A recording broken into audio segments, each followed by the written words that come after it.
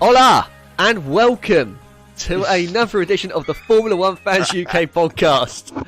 I'm Reese. I'm in a great mood because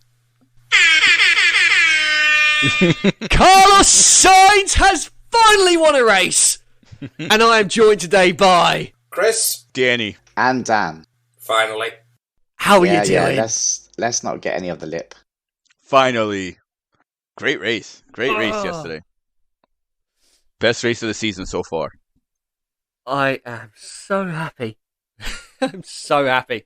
And the smile hasn't stopped since last night when Carlos Sainz finally won a race. It wasn't on you 20 minutes ago when you put up this podcast.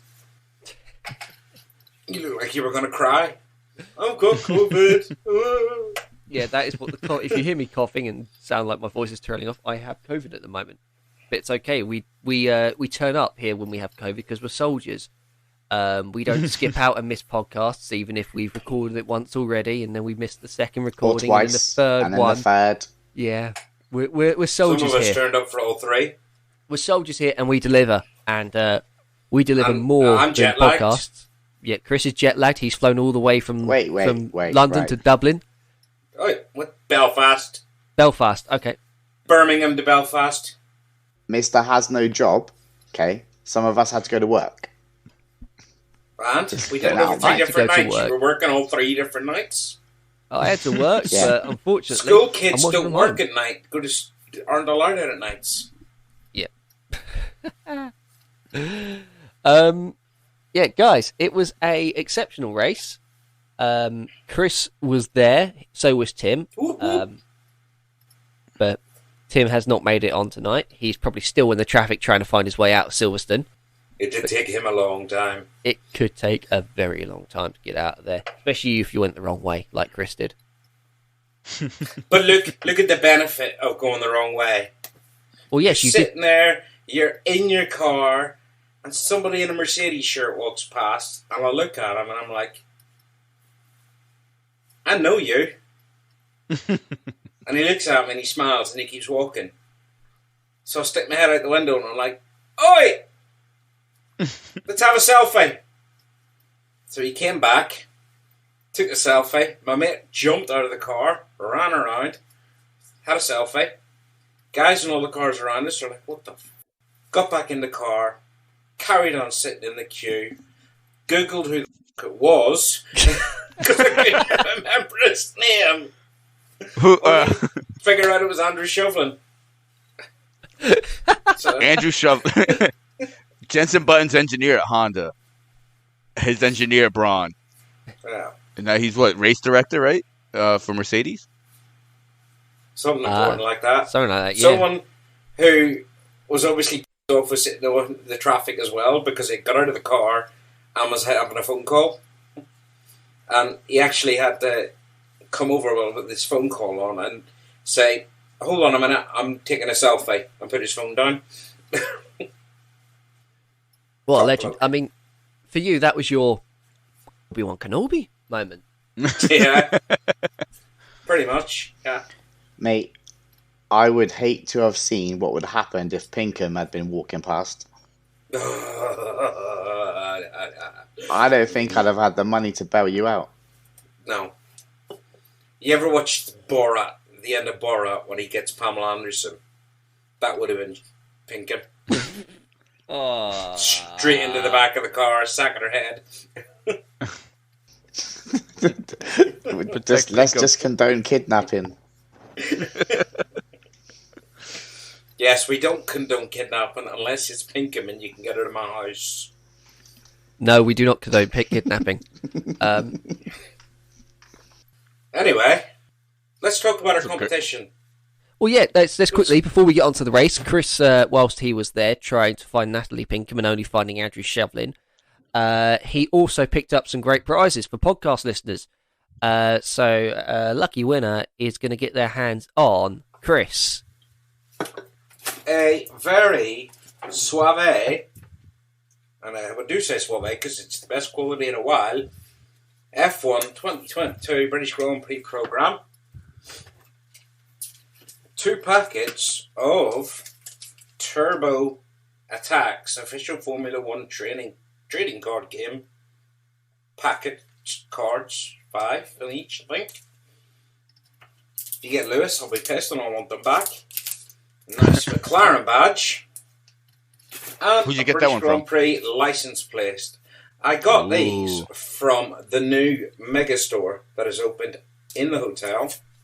I queued for a very long time until I got really pissed off and said to the guys that worked there, "Excuse me, I'm disabled, I can't go and do your up and down thing."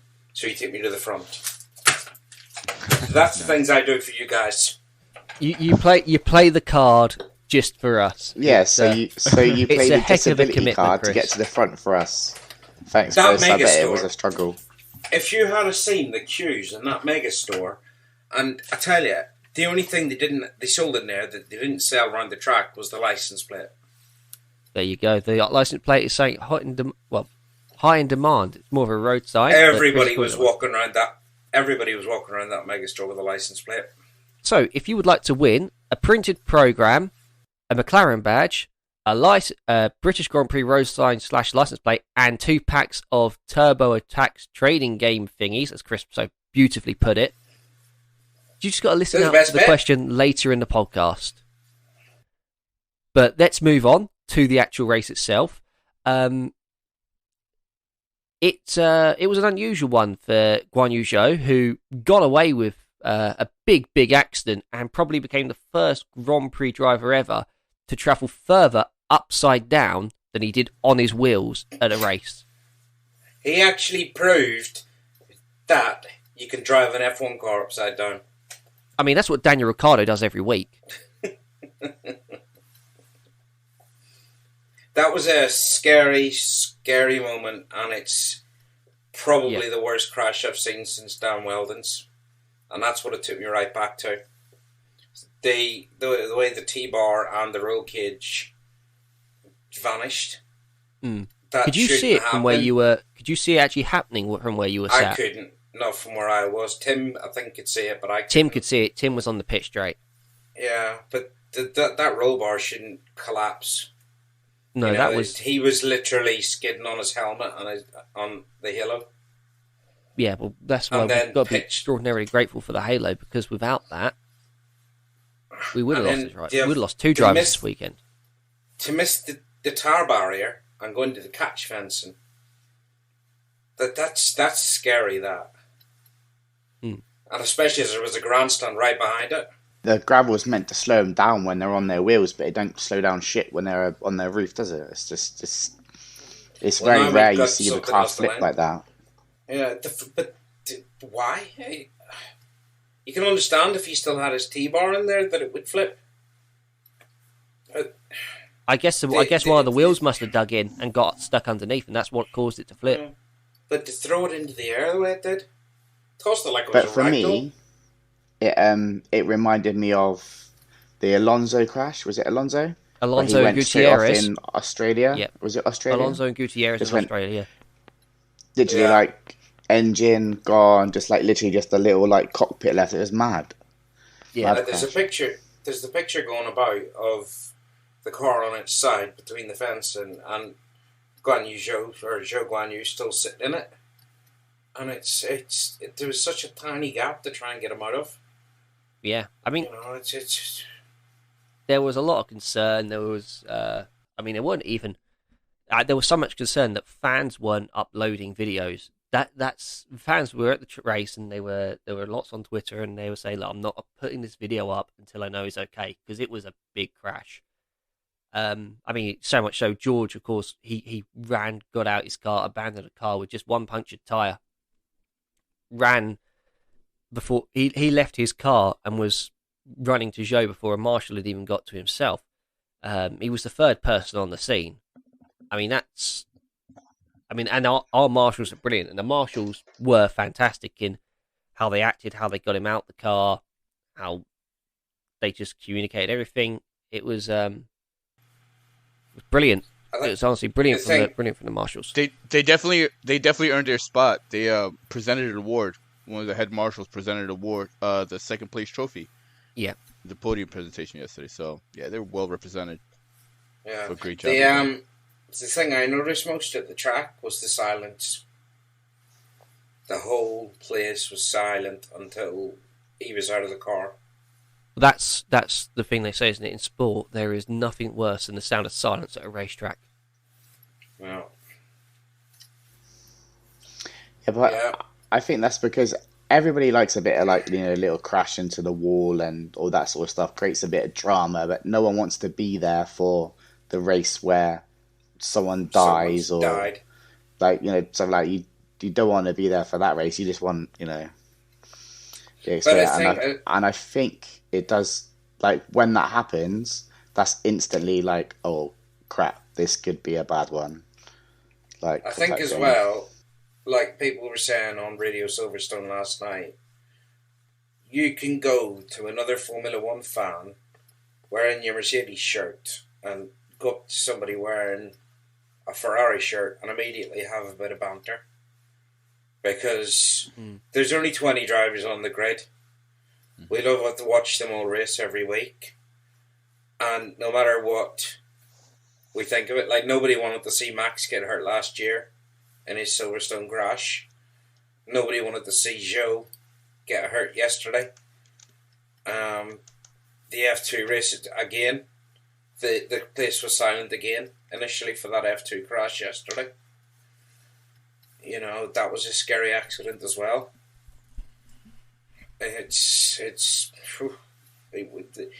halo saved 2 lives yesterday, without a doubt. Exactly. I think I just thought modern safety in F1's come a long way because, before we started recording, we were comparing the Albon crash to the Dale Earnhardt crash because it was a hefty hit. He didn't have any time to brace himself for it, and it was no surprise really that he was taken to hospital for the checks. But we're just so glad that both drivers are okay. Yeah, amen to that.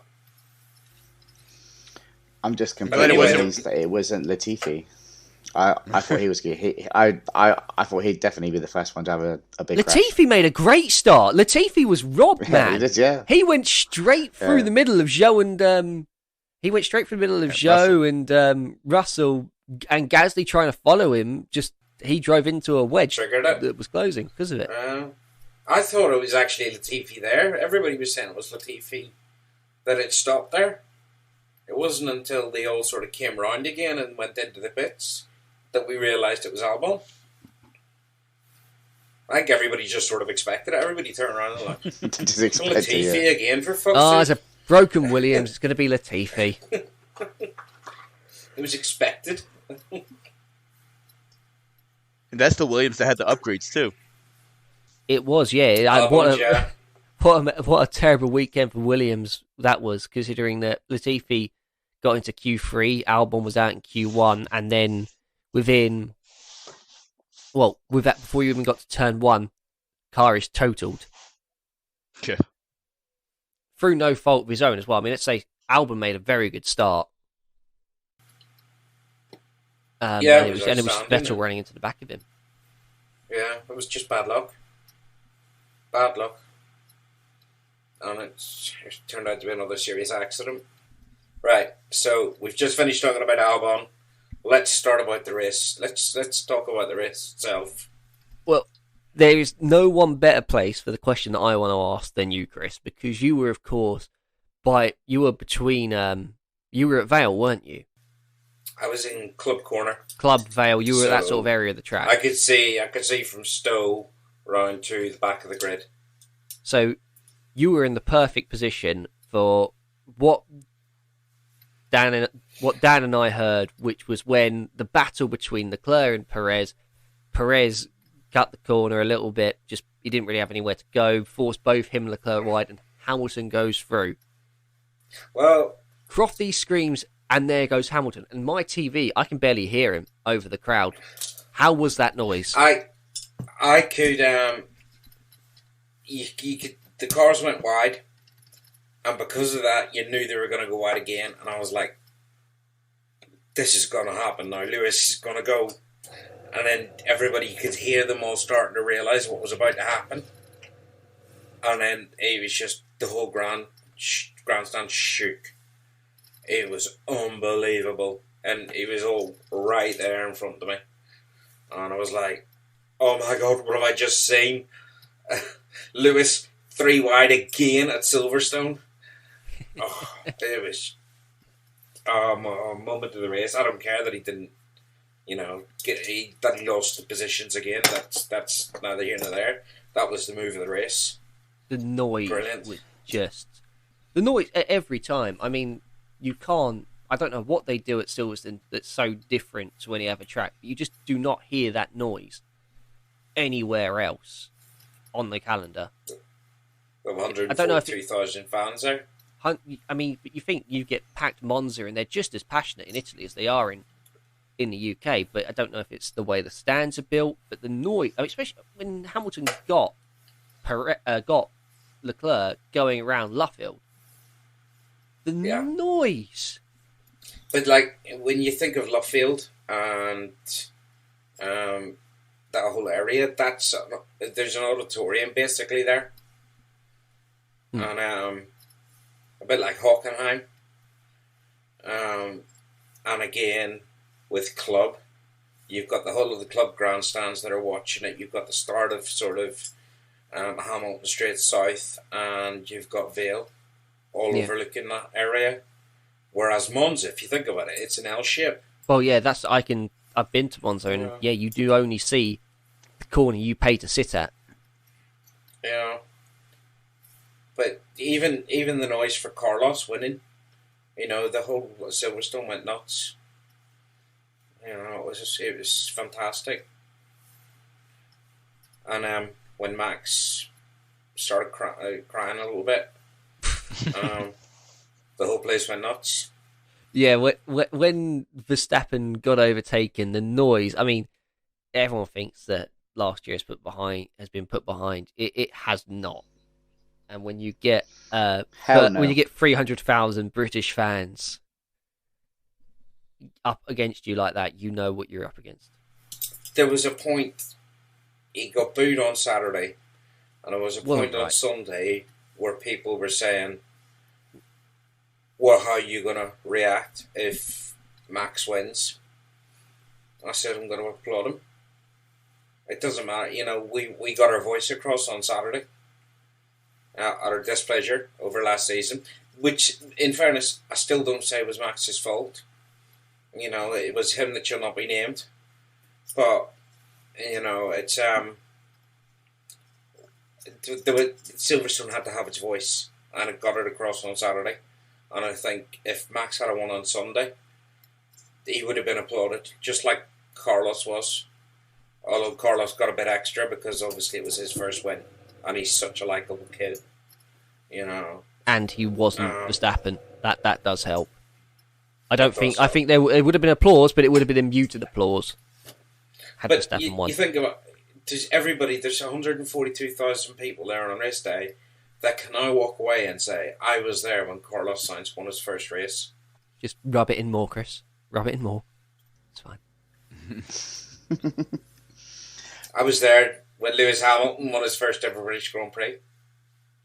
Oh God, we're going back some time, Chris. Not all of us as old as you. I was there for his 6th championship. Where? Oh, at Austin? Yeah. Prick. He hasn't done anything memorable when I've seen him. But no, as I say, what made me laugh. Shut up, Chris. Seriously.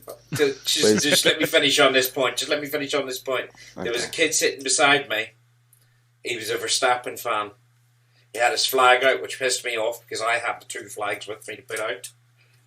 He took one of my spots, but I let him off. And he was like, yeah, Max is going to win. And then Max had a problem and his head just went down.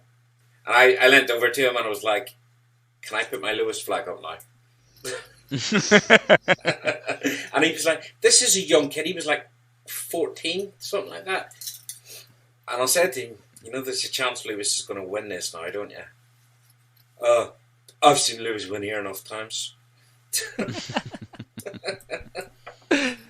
I mean, this is the thing, though. I think the crowd really did get into Verstappen's head because, I mean, when he had his spin and continue, which was spectacular, it wasn't as good as Leclerc's. Leclerc's was unreal. Leclerc's was ridiculous considering how fast he was going when he spun and caught it. But Verstappen had his, and you heard this massive way sort of. It wasn't like a cheer of, oh, well done, that was really good driving. You caught that. It was. No, that was a Verstappen spun. It was a way, yeah, suck on that. Sort of typical British crowd when they don't like someone, the mocking way sort of thing. When you go to a pub and someone drops a beer glass, it was that noise, but times 140,000. Anyway, I thought Daniel had a point there a second ago. Being at the race, you didn't get to hear the coverage, but he was moaning like a little bitch on the radio. Oh, no, we heard Car's that. broke. Yeah, It's broken. It's all broken. They're like, Max, nothing to do. The car's fine. Just keep going. The car's broken. Car's broken. You've lost 0.5. Yeah, I think I have somebody coming over, and so my dog is reacting. I'm going to go take care of it. Why would people come over today? Get a grip. Yeah. Anyway, let's talk about F1 whilst we wait for Danny. Let's not stop for Danny and his dumb dog. Dumb dog. I love dogs. I don't know why I'm saying that. Some flipping Independence Day. We've all got independence over here. You don't see us celebrate it. Anyway, third time lucky, Daniel. Let's have your point. No, again, my point was just I found it so funny. It literally reminded me of Lewis going to his engineers that there's something wrong with the car. The car's broken. We need to retire. Let's just retire. And they go, no, Lewis, it's fine. Just keep running laps. I would have revised the point I was making earlier when we were talking about Verstappen and getting wayed by the entirety of Silverstone. I can't help but feel like the crowd got in his head this weekend. Because Christian Horner was going, oh yeah, look, he span and he was still only like 2/10 off the best times when he was spinning. Yeah, he was so quick at qualifying. He should have easily got pole, like no question whatsoever about it. Max Verstappen should have been on pole position.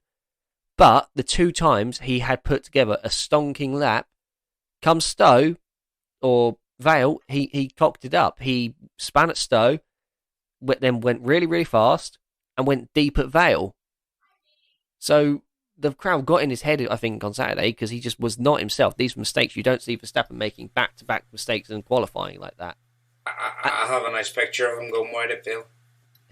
Nice. And then you come to the race, and he's screaming, he's angry, the car is rubbish, I can't drive it. I mean, mate, you're the one who went wide. If you didn't go wide and run over that bit of bodywork... Well, didn't he say, well, I was either going to hit it with the left or the right, so I decided to hit it with the nose? Well, that worked, didn't it, Max?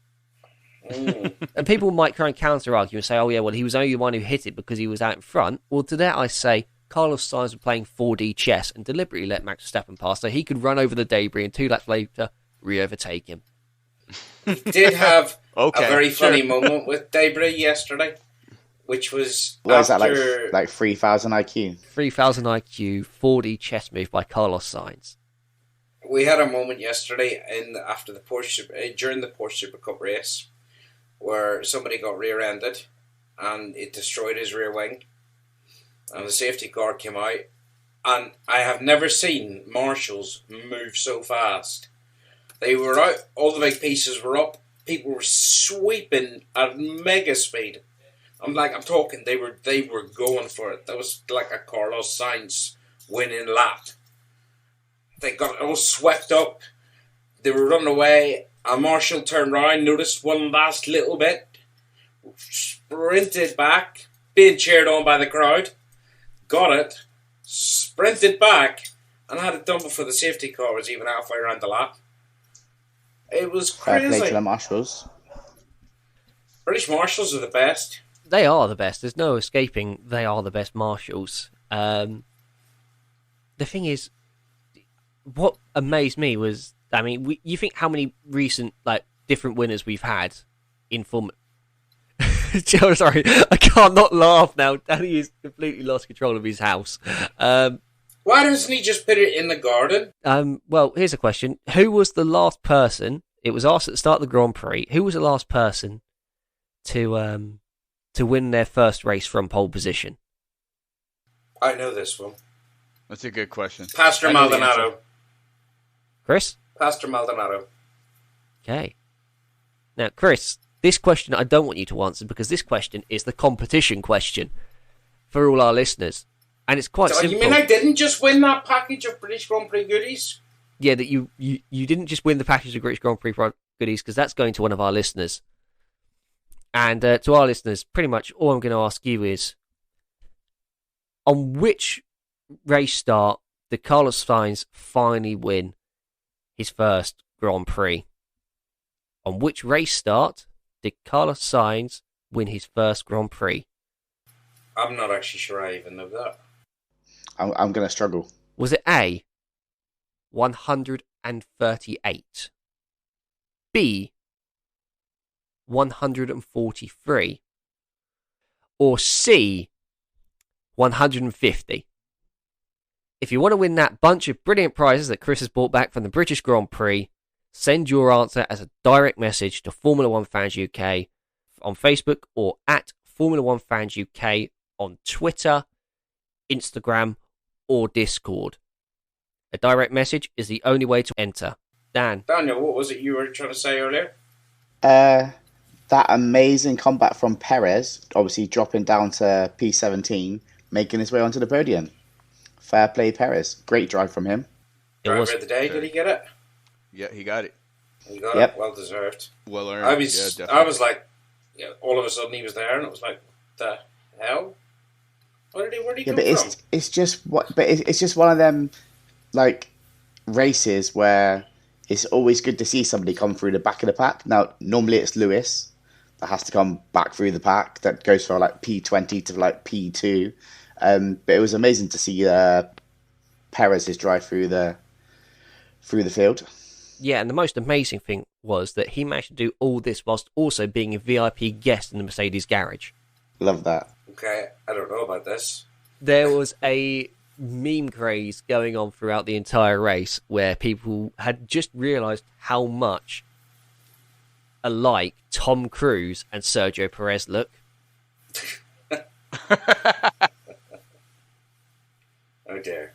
Oh no. It was fantastic, and I got some good laughs from just seeing the stuff people were putting out there about it. Yeah. I've got to say that was probably my favourite picture of the weekend, though, was Tom Cruise standing next to Papa Perez and Anthony Hamilton, watching their boys on the podium. Yeah. And obviously, got to give massive congratulations out to Mick as well for getting his first points. Yeah. In his F1 career. So close to 7. He nearly got Max. And I mean, let's face it, Max was having to do everything. He was having to play every single dirty trick. Well, I say dirty trick, every single borderline trick in the book, making sure it's like, no, there's no more track there, Mick. I honestly thought they were going to collide going through the last corner. He lifted, come on out of club. They keep him behind. So Mick had to tap the brakes. Yeah, I mean, he tried. What, Verstappen brake testing someone? No way. No, he didn't brake test him, he lifted. Yeah, I know. I was just being a bit sarcastic. Slow down a little bit. I know.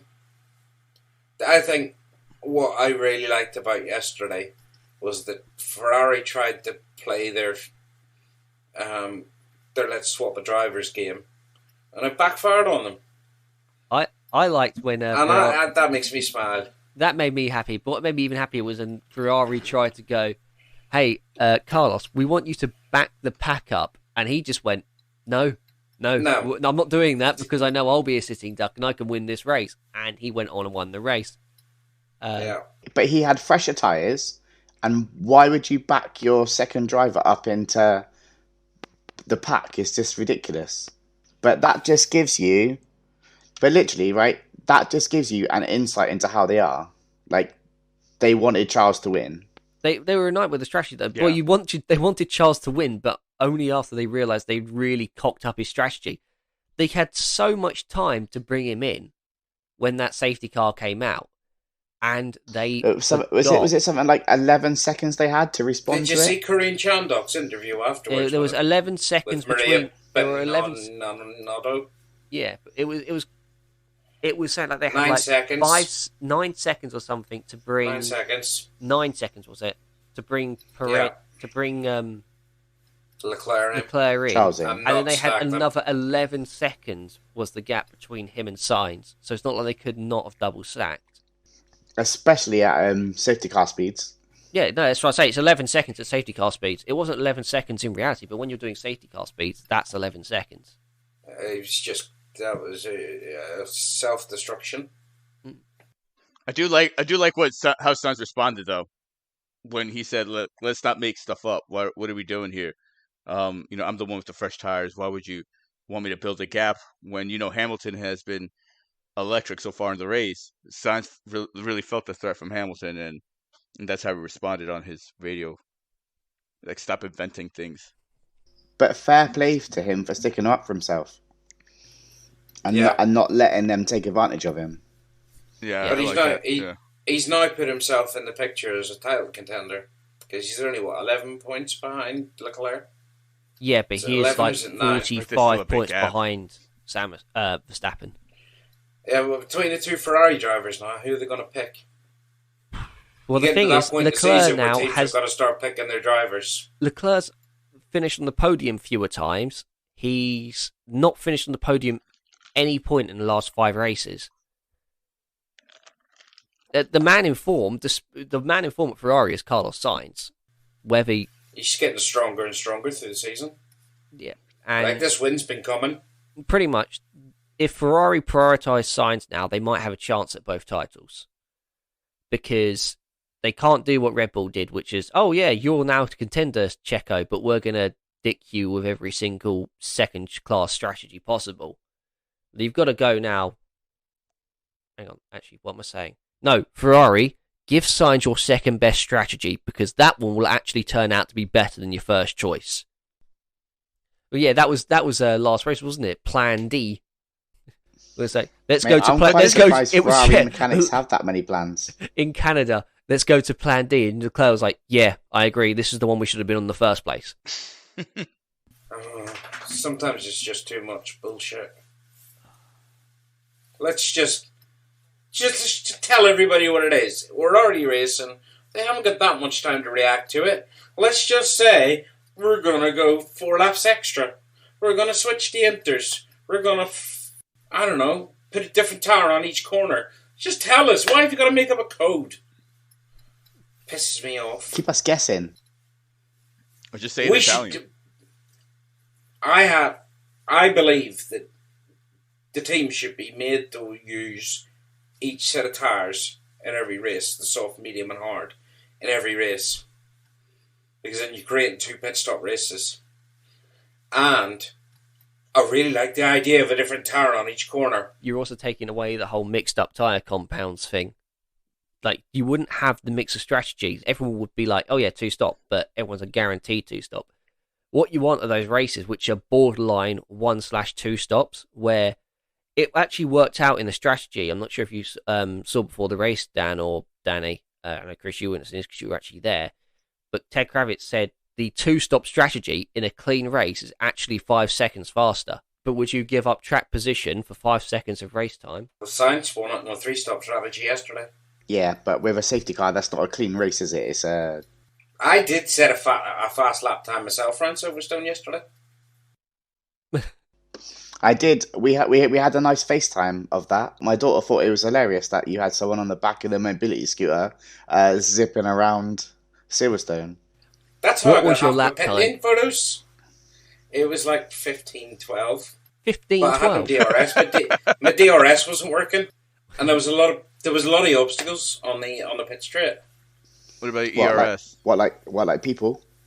Yeah, but my mate would stand up on the back of the scooter and take pictures over the top of them in the pit lane.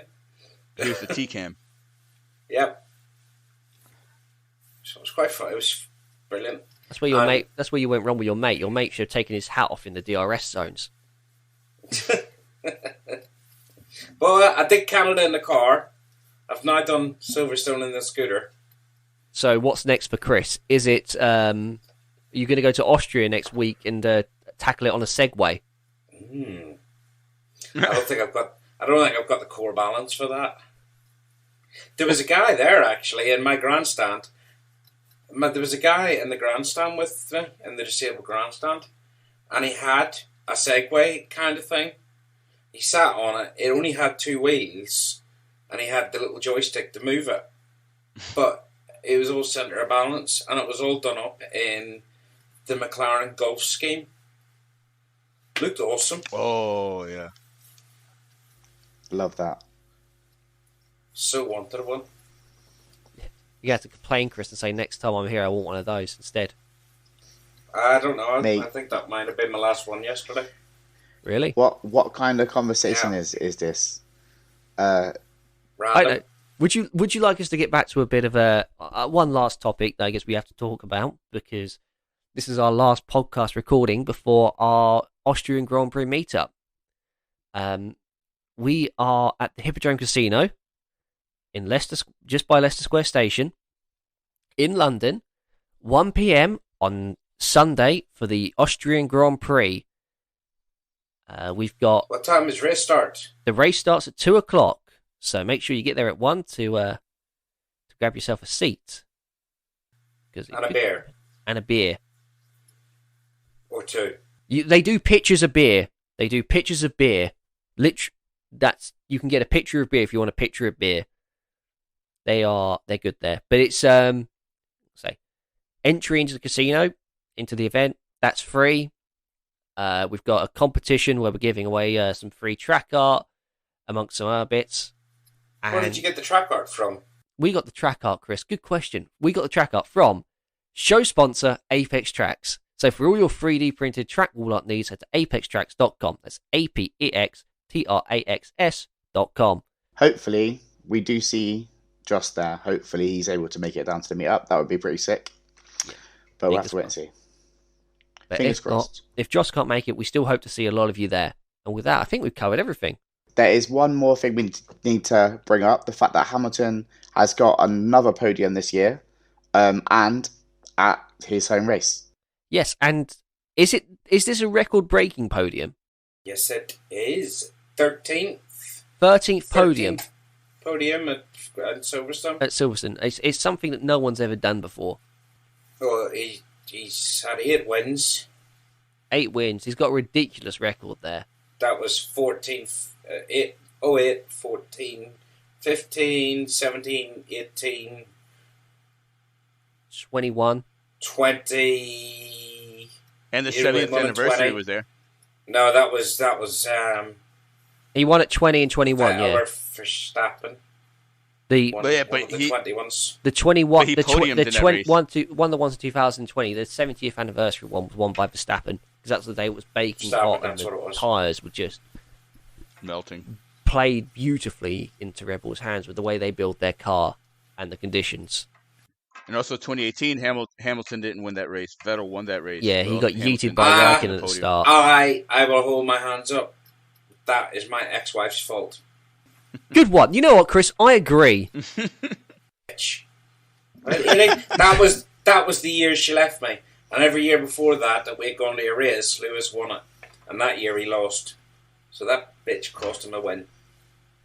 We Not are only still did he friends. lose, but We are still Vettel- friends. But that's good. but Vettel rubbed salt in that wound that day. yeah. We won in their house. We won in their house. Haha. Do you know, it was really noticeable at Silverstone this year how likeable, or how many people have grown to like Sebastian Vettel. Well, that's one His thing. fan base at Silverstone is huge. Exactly. Chris, one more thing before we go. How good did the Mansell car sound? Oh. Oh. I had a crisis. It was Just a thing of the beauty. one. Well, Was this the one with the active suspension? One each line. Yeah, it was the Right? 92 British Grand Prix winning car. I had one WB? each lap. Hey? Is it the W the 12B, the 14B? Never mind. 14, I think. 14? Yeah. Yeah, it's 14. But yeah, it was active suspension. Right. Also, as a special giveaway to everybody that attends the meetup, I'm going to pick a winner and we're going to do a one-off exclusive F1 Fans UK hat, which I've ordered. It It isn't going to be there for the meetup because Vistaprint are assholes, but it is going to be a one-off for the moment, one-off custom, black with white writing, full logo, and it looks amazing. I'm not going to post any pictures up. I'm not going to do anything like that. Obviously, we've seen it in our groups, but I have ordered it as a special prize. But it's only going to be entered by people that come to the meetup in London. That is the only way you can get to enter into it. With that, everyone, we hope you enjoyed the podcast. There's a link in the bio to everything that we do. Until next time, we'll see you in London. Vamos! Cheers, guys. Cheerio, guys. See you in London. See ya. Vamos! Nos vemos en Londres.